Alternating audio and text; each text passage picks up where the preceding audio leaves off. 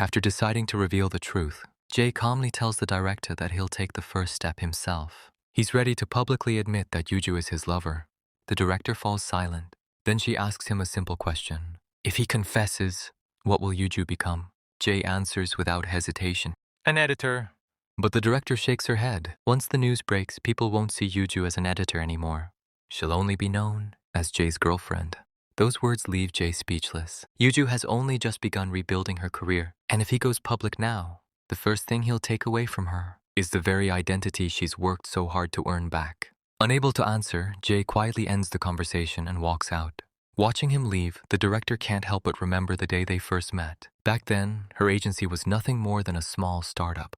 Jay was still a teenager. His face was bruised. Yet he walked in, insisting that he wanted to sign with her company. Curious, she asked why he chose such a small agency when someone with his looks could have gone anywhere. Jay's answer was surprisingly simple. In a bigger company, he would just become one face among many. But here, she would only have to look at him. When she questioned whether he was really confident he could succeed, Jay smiled. If she didn't believe in his potential, she wouldn't have kept coming to see him. And if he failed, then it would only mean she misjudged his talent.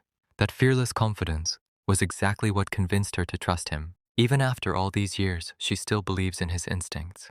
But this time, she can't understand why he's rushing everything. Elsewhere, Jay quietly takes his medication before carrying on with another ordinary day. Meanwhile, at Sierra magazine, Yuju is busy discussing her new project with a co-worker. Just as the meeting ends, a familiar group chat suddenly lights up her phone. It's an invitation to Yoon Seo's bridal shower. For a brief moment, irritation crosses Yuju's face. But instead of avoiding it, she simply replies, "She'll be there." There's no reason to run away anymore. That evening, Yuju waits alone at a bus stop, listening to music while the city bustles around her. Then, a luxury car slowly pulls up in front of her. Inside, Jay calls out to her, but with her earphones on, she doesn't hear a thing. Only after noticing the people around her staring does she finally look up. The moment she recognizes him, she quickly gets into the car. The first thing she does isn't greeting him, it's scolding him. She asks why he suddenly appeared at such a crowded bus stop.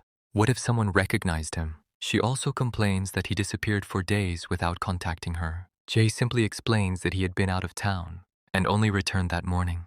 Still flustered, Yuju continues lecturing him. But before she can finish, he quietly leans closer. For a split second, their faces are only inches apart. Yuju freezes. Instead of kissing her, he simply reaches over to straighten her twisted seatbelt. Embarrassed by how close they are, Yuju quickly pushes him away. She blurts out that he always does this. He makes her heart race, then suddenly disappears, only to appear again whenever he wants. Jay can't help but smile. He admits there was only one reason he came, because he missed her. Yuju's cheeks instantly turn red. Then he lets out a quiet laugh. The director already scolded him today and told him to spoil the person he likes. So, if Yuju is the reason he couldn't stop missing her, then she should take responsibility for it. And with that, the chapter comes to an end.